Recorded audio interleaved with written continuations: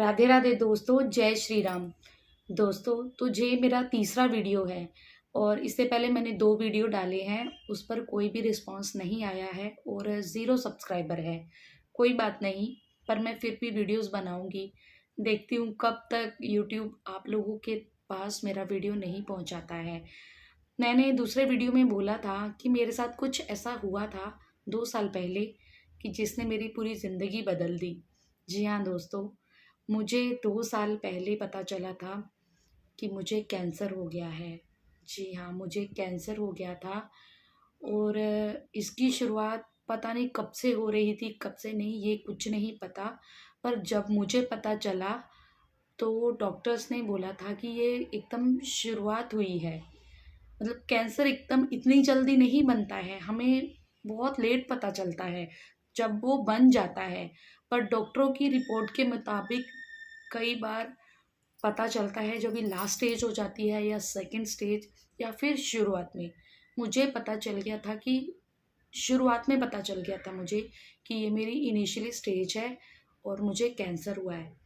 और मुझे कैंसर हुआ था यूट्रस में। जैसे कि आजकल सभी लेडीज़ को ये बहुत सारी प्रॉब्लम हो रही है। आजकल की छोटी-छोटी लड़कियों को हो रही है, बड़ी एज की लेडीज़ को हो रही है, मुझ जैसी लेडीज़ को हो रही है। तो मुझे मेरी अभी 40 साल उम्र होने वाली है, 40 साल की मैं पूरी हुई नहीं, होने वाली हूँ। तो मुझे ये 2 साल पहले हुई है। एक्चुअली दोस्तों पता क्या है, जब मुझे पीरियड स्टार्ट हुए थे ना, मुझे कुछ मैं 9th स्टैंडर्ड में पढ़ती थी, तो अभी मुझे पीरियड स्टार्ट हुए। पहले थोड़ा लेट ही पीरियड्स आते थे, आजकल के टाइम में लड़कियों को बहुत जल्दी पीरियड्स आ रहे हैं। पर पहले ऐसा नहीं होता था। पहले जैसे 8वीं 9वीं या 7वीं में लड़कियां होती थी तब भी आते थे। आजकल तो 4th 5वीं क्लास में ही आने लग जाते हैं। तो मुझे 9th स्टैंडर्ड में पीरियड्स आए थे। तो पीरियड्स मुझे ना रेगुलर नहीं आते थे। जैसे कई बार 3-3 महीने का गैप हो जाता था। तो शुरू-शुरू में ऐसा लगा कि बाद में सही हो जाएगा, पर वो सही नहीं हुआ। और पहले क्या होता था, पहले ना लोग ना बहुत शर्माते थे। इसके बारे में ना बात करना सही नहीं समझते थे, शर्म समझते थे। और घर में तो ऐसे सिर्फ़ मम्मी और बहन के अलावा किसी से बात कर भी नहीं सकते थे और मम्मी से भी इस बारे में बात करने में बहुत शर्म आती थी। मतलब पहले का माहौल ही ऐसा था, शर्म समझते थे बात करने में, खुल के बात करने में। तो उसी चक्कर में मेरा ये काम बिगड़ता चला गया। पर इतना नहीं था जितना मेरा शादी के बाद हो गया। मेरी एक बेटी भी है, वो भी हुई है, भगवान की कृपा से मेरी बेटी हो गई है।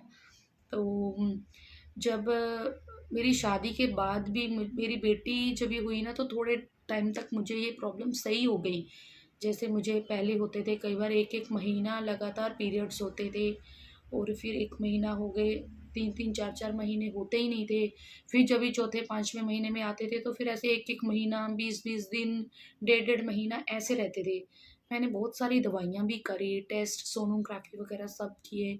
तो सोनोग्राफ़ी में मुझे ऐसा आता था कि गाँठ है, यूट्रस में गाँठ है, वो इतनी दिक्कत वाली नहीं है। कभी बोलते थे ये रसौली है, पानी वाली है, बुलबुले जैसे होते हैं वैसी है।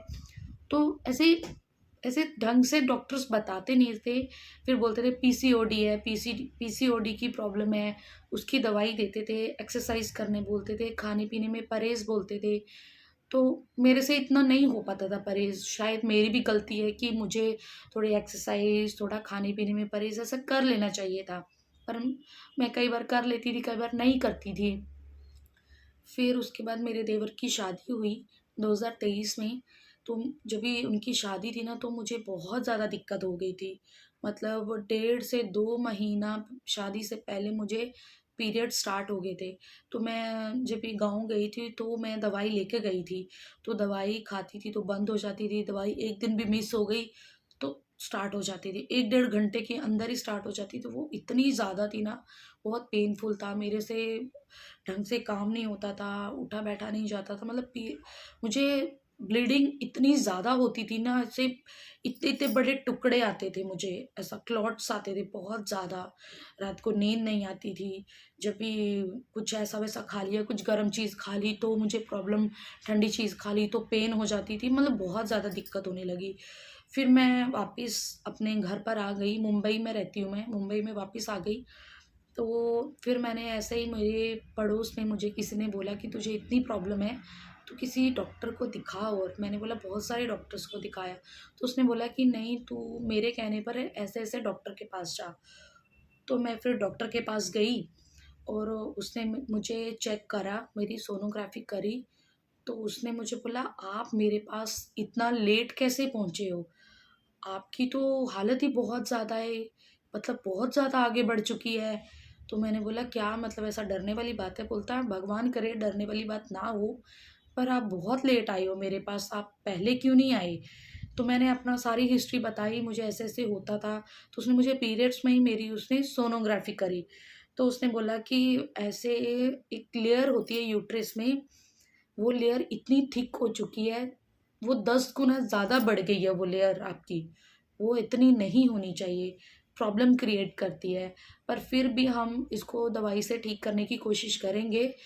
अगर अगर मतलब उन्होंने बोला कि आपको सेकंड बेबी चाहिए, तो मैंने बोला हाँ, हमें तो चाहिए सेकंड बेबी। हम बहुत टाइम से देख रहे हैं बट नहीं हो रहा है। मुझे मेरी प्रॉब्लम ही ठीक नहीं होती। तो उसने बोला ठीक है, अगर आपको बेबी चाहिए तो तुरंत मतलब जल्दी वाला ट्रीटमेंट लेते हैं। आप एक छोटा-सा ऑपरेट करवाओ। वो ऑपरेट करवा के जो लेयर है ना, जो अंदर मांस बन गया है ना, उसको हम रिमूव कर देंगे। रिमूव करने के बाद आप 1 साल के अंदर-अंदर नेचुरल तरीके से बेबी ट्राई कर लेना, बिना किसी दवाइयों से, वो हो जाएगा। तो हम खुश हो गए कि चलो अच्छा है, मतलब छोटा-सा ऑपरेशन है, 30-35 हज़ार खर्चा आएगा। तो वो कराने से अगर हमारा बेबी हो जाता है और मेरी ये प्रॉब्लम ठीक हो जाती है तो सही है। उसने बोला कि जब भी आपका बेबी हो जाएगा ना, तो उसके बाद हम वो ना आपका यूट्रस रिमूव कर देंगे कि आपको ये दिक्कत ना आए। मैंने बोला ठीक है, मुझे नहीं चाहिए, सेकंड बेबी हो जाएगा तो मैं निकाल दूँगी। तो फिर मेरा उन्होंने ना 1 हफ्ते के बाद अपॉइंटमेंट कर दी ऑपरेशन की। तो मैं चली गई ऑपरेशन करवाने। तो जब ऐसे ऑपरेशन हुआ तो उन्होंने मुझे बाहर, पहले तो मुझे मतलब मैं ऐसे सुन्न जैसे कर देते वैसे कर दिया था। तो जब भी मुझे होश आया तो मैंने पूछा सिस्टर से, कोई डरने वाली बात तो नहीं? तो उसने बोला नहीं, आप एक बार डॉक्टर से मिल लो। तो मुझे डॉक्टर ने बुलाया तो उसने बोला कि आपका जो पीस निकाला है ना हमने, पूरा अच्छे से हमने क्लीन नहीं किया, क्योंकि हमें थोड़ा-सा डाउट आया। हमने अच्छे से नहीं निकाला, हमने वो पीस निकाल लिया है और वो चेक होने के लिए भेज दिया है। इसका हमने सैंपल भेजा है, वो शायद से पूना में जाता है चेक होने के लिए और उसकी रिपोर्ट 14 दिन के बाद आएगी। मुझे इतना नहीं था कि शायद इस चीज़ का सैंपल होगा। फिर मैंने घर पे आके थोड़ा गूगल से सर्च किया तो उसमें बताया था कि ऐसे सैंपल तभी जाता है जब भी डॉक्टर को ऐसे बड़ी बीमारी का खतरा होता है। तो मुझे बहुत टेंशन हो गई। तो मुझे ना अंदर-अंदर थोड़ा-थोड़ा ना फ़ील होने लग गया था कि पक्का कुछ गड़बड़ है। तो मैं ऐसे ना टेंशन लेने लग गई। फिर उसके बाद मुझे 23 अक्टूबर 2023 को मुझे कॉल आया डॉक्टर का कि आपकी रिपोर्ट आ गई है, आप आ जाइए, ले जाइए। सिस्टर ने कॉल किया था। तो फिर मैंने बोला अच्छा सब ठीक है ना? आप तो बोल रहे थे 2 दिन बाद आएगी। उसने बोला कि नहीं, हमने कॉपी निकाल ली है, ओरिजिनल वाली बाद में आएगी, तो आप आ जाइए। मेरे हस्बैंड ऑफ़िस में थे, बेटी स्कूल में थी, मम्मी-पापा गाँव में गए थे, गाँव थे, घर पर नहीं थे, मैं अकेली थी।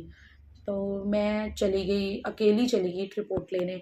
तो मुझे डॉक्टर ने बता दिया कि ऐसे-ऐसे करके है। तो वो टाइम मेरे लिए बहुत ज़्यादा हार्ड था। फिर ऐसे मैंने रोते-रोते अपने